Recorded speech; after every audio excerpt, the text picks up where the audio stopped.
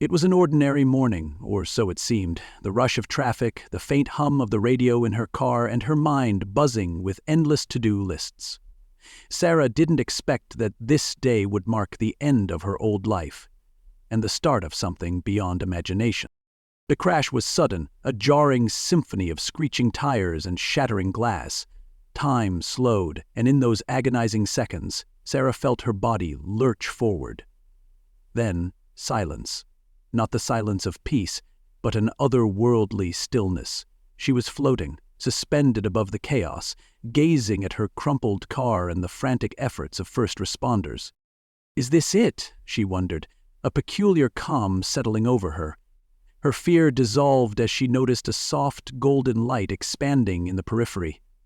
The light seemed alive, pulsating with warmth and a sense of home. Drawn to it, Sarah drifted closer, leaving behind the tangled mess of metal and flesh that had been her physical form.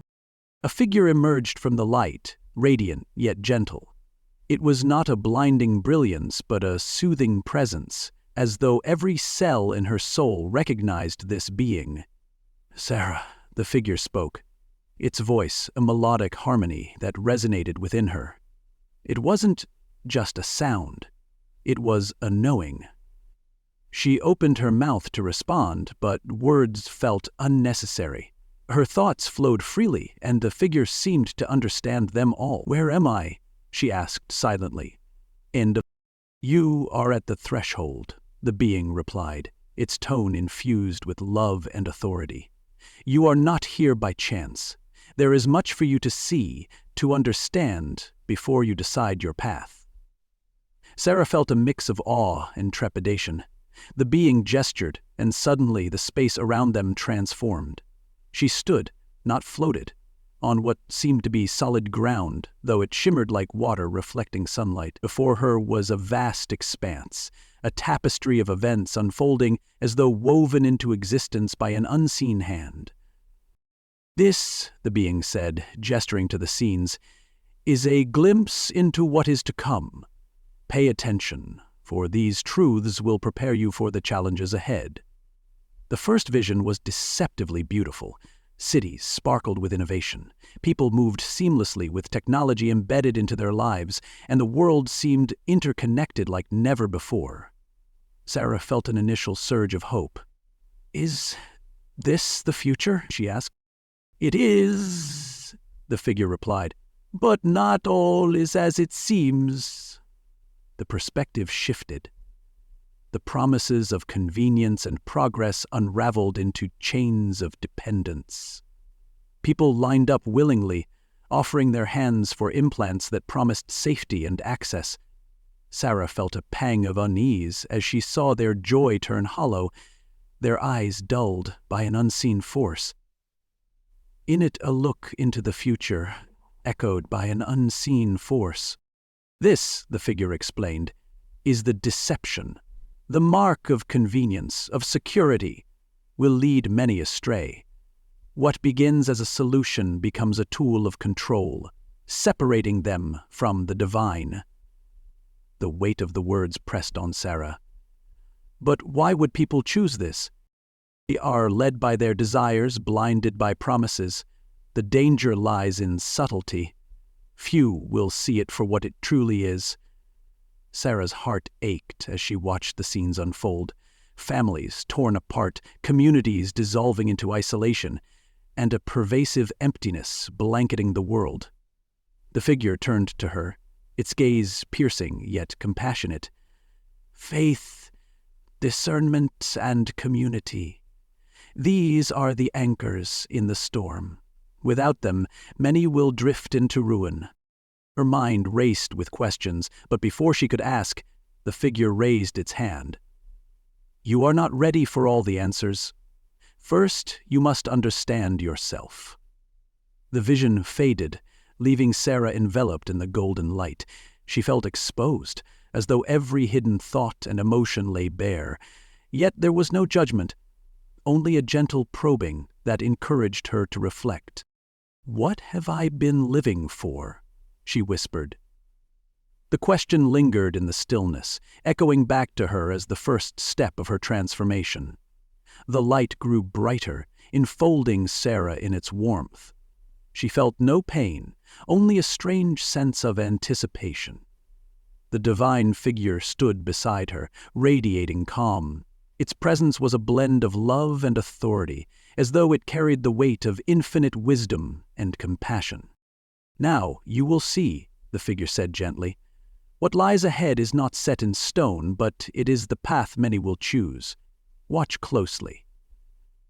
With a wave of its hand, the luminous expanse around them shifted into a bustling cityscape. Skyscrapers gleamed with mirrored perfection, drones zipped through the air delivering packages, and people moved with effortless precision. The world seemed flawless. "Technology," the figure said, its voice calm yet firm, "a gift intended for good, but when wielded without wisdom, it becomes a trap." Sarah observed as the scene zoomed in on a family gathered around their dining table. Each member had a small glowing mark on their wrist, a seemingly innocuous implant. They used it to order food, unlock their home, and even access their bank accounts with a simple gesture. Life appeared easier, more streamlined. "They call it progress," the figure continued, "but it is a carefully woven deception." As Sarah watched, the image darkened slightly. The family's smiles faded, replaced by vacant stares. Their conversations grew scarce, their connections strained. They were tethered not to each other, but to the devices they carried and the systems they served. The scene expanded to show lines of people standing in front of glowing kiosks. One by one they pressed their hands to the screens, receiving the same glowing mark. A voice echoed from the kiosks, soothing and persuasive. "For your safety, for your future. Trust in the system." "What is this?" Sarah asked, her voice trembling. "The mark," the figure replied solemnly. "It begins as convenience, a way to unify and control. But those who accept it relinquish more than they realize. It is not merely a tool. It is a covenant, one that binds the soul." Sarah's heart pounded as the vision shifted again. She saw those who refused the mark, scattered in small groups, living on the fringes of society. Their lives were harder, their paths lonelier, yet their faces radiated a quiet strength. "Why do they resist?" she asked, her voice barely a whisper. "Because they see the truth," the figure said. "The mark is not just a physical imprint, it is a spiritual choice. To accept it is to sever oneself from the divine, to place trust in a system designed to enslave rather than serve."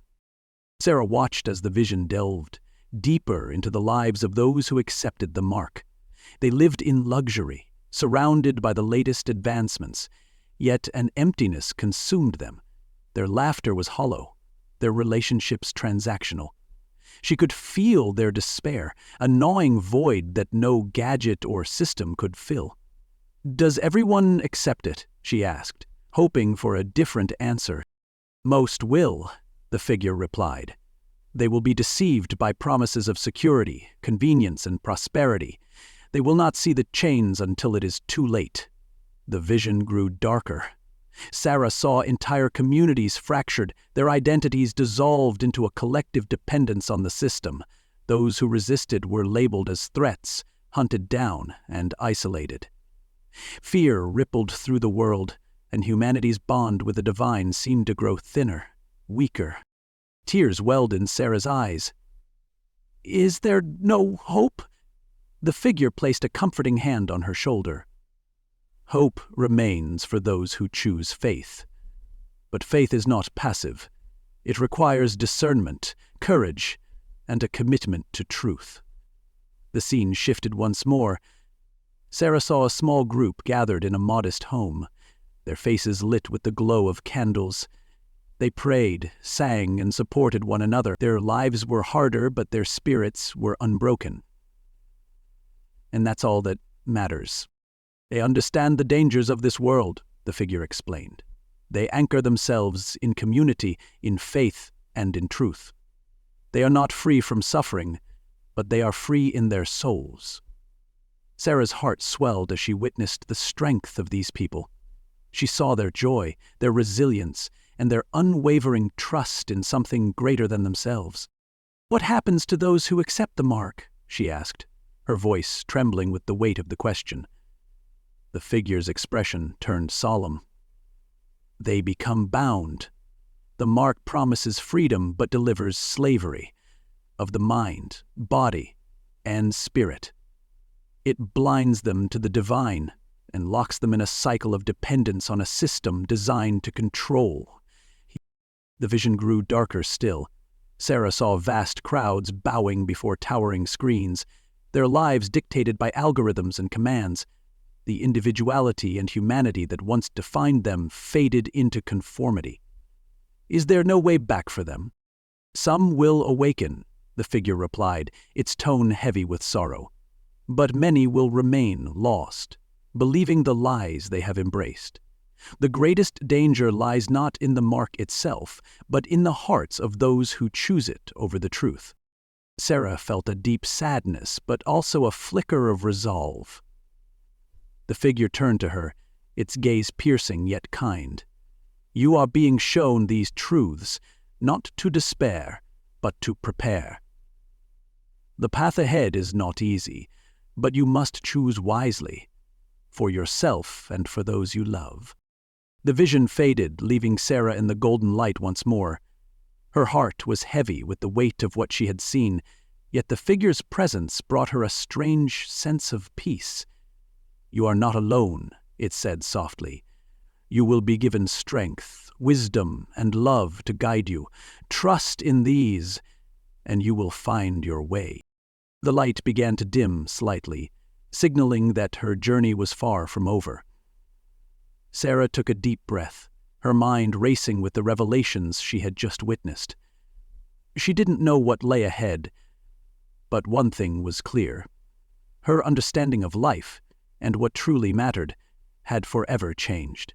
The golden light around Sarah dimmed slightly, and the scene before her shifted again. This time, it wasn't a bustling cityscape or a vision of a future world. It was a quiet, familiar moment. The family sitting together, sharing a meal. Children laughed, parents exchanged knowing smiles, and everything seemed untouched by chaos. But as Sarah looked closer, something felt wrong. The laughter was hollow, the smile strained. On each family member's wrist was the faint glow of the mark. At first it seemed benign, a harmless tool that made their lives easier. But the more Sarah focused, the more the subtle chains appeared. "They believe they are free," the divine figure said, its voice heavy with sorrow. "But freedom has been redefined. Slowly, subtly, they have exchanged truth for convenience, faith for comfort." Sarah turned to the figure, her brow furrowed. "Why can't they see it? Why don't they question it?" The figure gestured, and the scene expanded, showing the gradual infiltration of the mark into everyday life. It began innocently enough, a small implant promising convenience, faster payments, secure identification, and even improved health tracking. At first it was optional, marketed as a breakthrough for those seeking simplicity in a chaotic world. The montage unfolded before Sarah, advertisements filled with smiling faces, testimonials of how the mark had transformed lives, and glowing endorsements from trusted leaders and influencers. It was everywhere, on screens, in conversations, woven seamlessly into society's fabric. "They don't see it," the figure continued, "because they are blinded by promises. The mark appeals to their desires, their fears, their longing for control in an uncertain world. It offers a solution to problems they didn't realize were manufactured to guide them toward this choice." Sarah's heart sank as she watched. People who once stood firm in their beliefs began to waver. Their reasoning was clear in their words. "It's just a tool. It doesn't mean anything." Sarah's heart trembled as she watched as the woman rode out, playing the performance behind her screen. The scene shifted to a church service. A congregation sat together, heads bowed in prayer. But Sarah noticed the tension. Some had the mark, others did not. Quiet whispers filled the air. "It's just practical. Why make it a big deal? The testing of faith begins here," the figure said. "It will not come as a sudden storm, but as a gradual erosion. Faith will be tested in the subtle choices, in the moments when fear outweighs trust, and when convenience outweighs truth." Sarah watched as the congregation split, one half leaving to embrace the promises of the mark, the other half staying behind, clinging to their beliefs, despite the growing isolation. "Why don't they see the danger?" Sarah asked. "Surely they must feel something is wrong." The figure's expression was sorrowful. Deception is strongest when it appeals to the heart's desires.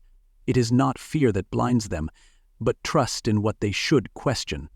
The mark will come disguised as a blessing, and only those with discernment will see its true nature. Another scene unfolded.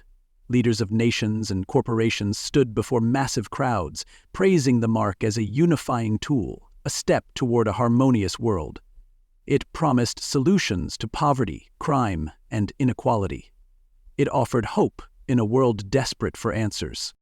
Sarah's breath caught as she saw people eagerly lining up, their faces filled with relief and hope. The mark wasn't forced upon them, it was embraced. Even those who had initially hesitated began to yield under the weight of societal pressure and fear of exclusion. "They are being groomed," the figure explained, "trained to believe that their value lies in conformity.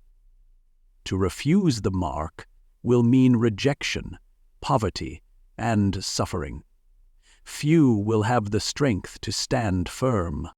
Sarah's heart ached as she saw the consequences of refusal. Those who rejected the mark were shunned, denied access to basic necessities, and labeled as dangers to progress. They lived on the edges, their lives harder but their spirits unbroken. "The mark is not just a symbol," the figure said, its tone deepening. "It is an allegiance.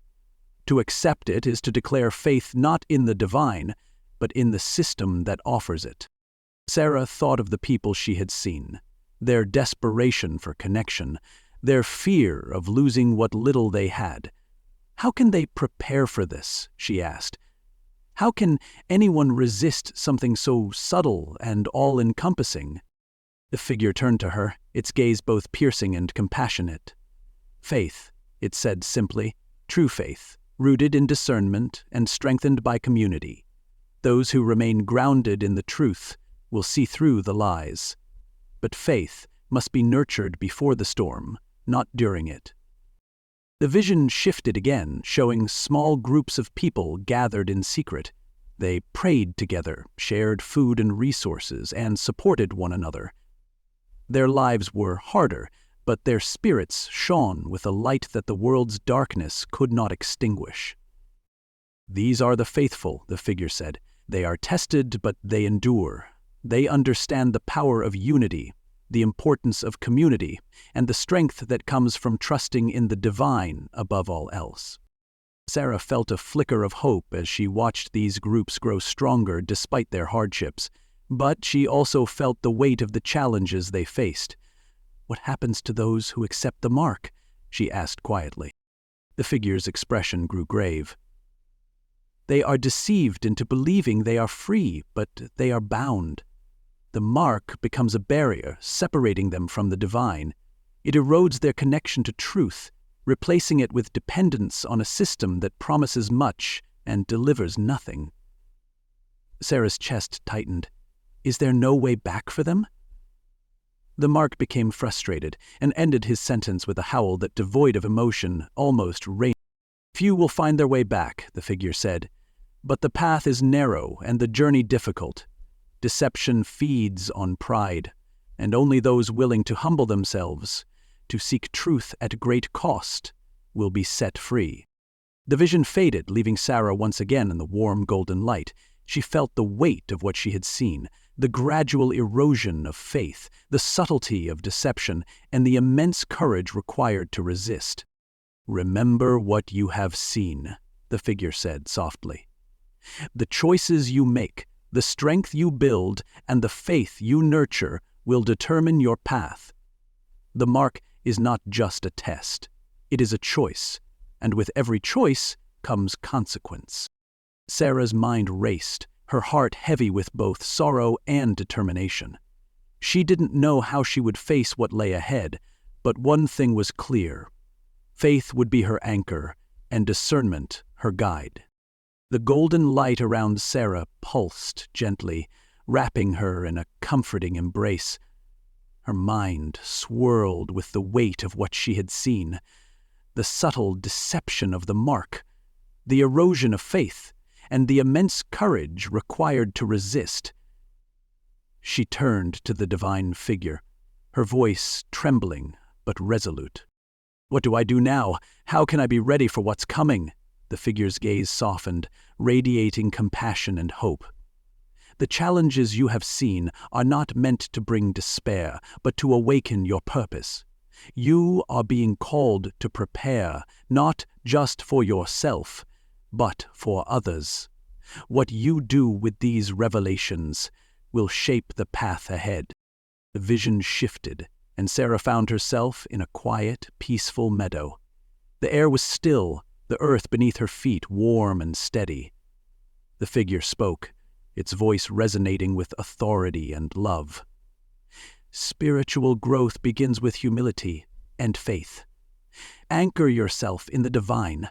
Nurture your connection through prayer, reflection, and unwavering trust. The storms ahead will test your faith, but those who remain rooted will not be shaken." Sarah felt a deep yearning in her heart as the figure's words settled over her. She saw herself kneeling in quiet moments of prayer, her soul reaching upward for guidance. "How do I stay strong when the world around me is so overwhelming?" she asked. "You cannot face this alone," the figure replied. "Community is your greatest shield. Find those who share your faith, who value truth over convenience, and build together.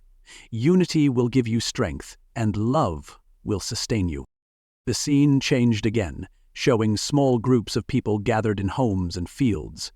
They shared meals, taught one another practical skills, and supported each other through hardships.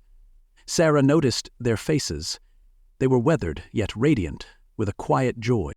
Communities thrive not because they avoid challenges, but because they face them together, the figure explained. They live simply, with gratitude, and they build bonds that cannot be broken by fear or deception. Sarah watched as these groups grew, spreading hope to others. They planted gardens, learned to preserve food, and taught their children by passing down stories and values. Each member contributed something unique, and their strength came from their diversity and shared purpose. "What about those who are alone?" Sarah asked. "What happened to them?" The figure's expression grew thoughtful. "No one is truly alone. Even in solitude, the divine is present. But those who feel isolated must seek connection. You will find others along your journey. Those who are lost, those who are searching. Bring them into the fold. Teach them what you have learned." Sarah's heart swelled at the thought of helping others, but she also felt a pang of fear. What if I'm not strong enough? What if I fail? The figure placed a hand on her shoulder, its touch warm and steady. Strength is not the absence of fear, but the courage to move forward despite it. You will stumble, but your faith will guide you. Remember, even the smallest act of kindness, the simplest prayer, can ripple outward in ways you cannot imagine. The vision shifted once more, showing practical preparations alongside spiritual growth. Sarah saw people learning to grow their own food, mend their clothes, and navigate the world without reliance on the systems that promoted the park. "These are not just skills," the figure said. "They are acts of resistance, ways to reclaim independence from a world that seeks to control. Teach others to value self-sufficiency and to find joy in simplicity. What the world calls primitive, you will call freedom." Sarah saw herself tending to a garden, her hands covered in soil as she cultivated life from the earth. She saw herself sitting with others, sharing knowledge and laughter around a fire. The vision was simple, yet profoundly meaningful. Faith and practicality are not separate, the figure continued. They are intertwined. Your spiritual strength will guide your actions, and your actions will reflect your faith. Prepare not out of fear, but out of love, for the divine, for others, and for the truth. Sarah nodded, feeling a growing resolve within her. What about those who have already accepted the mark? Can they be saved? The figure's gaze turned solemn. Few will return, for the path back is steep and narrow. But your compassion must remain. Pray for them, show them love, and be a beacon of truth. Even the smallest light can guide someone out of the darkness. The meadow began to fade, and the golden light around Sarah grew brighter, signaling that her time in this place was nearing its end. She turned to the figure, her heart full of questions, but also a new-found clarity. "What do I do when I go back?" she asked, her voice steady. "Live what you have learned," the figure replied. "Be a bridge for others, connecting them to faith and truth. Build a community rooted in love and resilience. Prepare spiritually and practically, and share these lessons with those who are ready to listen." The figure stepped closer, its presence enveloping her with a profound peace. "You will face challenges, but you are not alone. The divine is with you, always. Trust in this, and you will find the strength to endure." The light began to shift, growing softer yet more intense. Sarah felt herself being drawn back, her soul returning to the world she had known. The last words of the figure echoed in her mind. "Walk in truth, live with love, and never forget, you were chosen for this purpose." As the vision faded, Sarah opened her eyes, gasping for breath. She was back in her body, her chest rising and falling as the sounds of the world rushed in around her. But something within her had changed. The weight of what she had seen and learned settled into her soul, grounding her with purpose. Hey! She would not be the same again. Sarah found herself standing in the golden light once more, the comforting presence of the divine figure enveloping her like a warm embrace. Though she had seen visions of hardship and darkness, she felt no fear now, only a deep sense of purpose, as if her heart had been rewired for something far greater than herself. The figure spoke, its voice resonating with an authority that transcended words. "Sarah, you have seen the challenges that lie ahead. The world will grow darker, yes, but do not mistake darkness for defeat. Within the shadows, light still shines. Revival is always possible, as long as faith endures." The light around them began to pulse softly, as though it were alive with an energy Sarah could feel, but not fully comprehend. She looked into the figure's radiant eyes, her voice steady but filled with emotion. "How will the light endure when so many are lost? When the deception is so strong?" The figure gestured, and the golden light transformed into an expansive view of the world. Sarah saw countless pinpricks of light scattered across the earth, small but unyielding. Each light represented a person, a community, or a moment of truth and love. "Darkness cannot extinguish the light," the figure explained. "Even a single candle can pierce the deepest shadow. And when that light is shared, it grows, spreading hope where despair once reigned." The vision shifted, and Sarah saw people awakening from their slumber of complacency. Some rejected the mark, turning instead to faith and truth.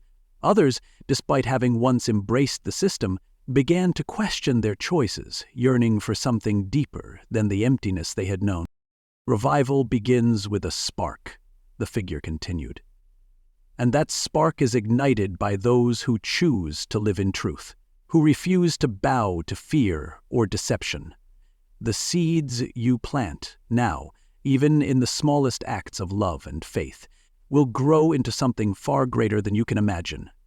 Sparked, sparked, sparked, sparked, sparked, sparked for destiny, conceivable only in the imaginations of lifetime ambition. Tears filled Sarah's eyes as she watched. She saw children learning about faith from their parents, communities rebuilding bonds of trust, and individuals standing firm against overwhelming odds.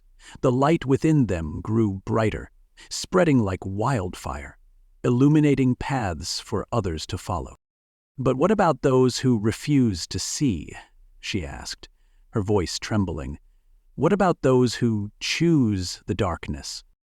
The figure's gaze turned solemn, though its tone remained filled with compassion. "Not everyone will return, Sarah.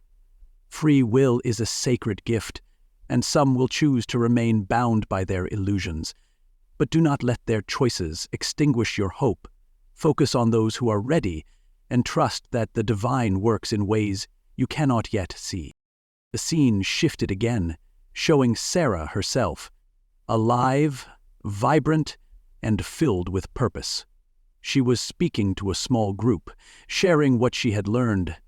The people listened intently, their faces a mixture of awe and determination. Some were moved to tears. Others seemed to find strength they didn't know they possessed. "You have been given this knowledge not for yourself alone," the figure said.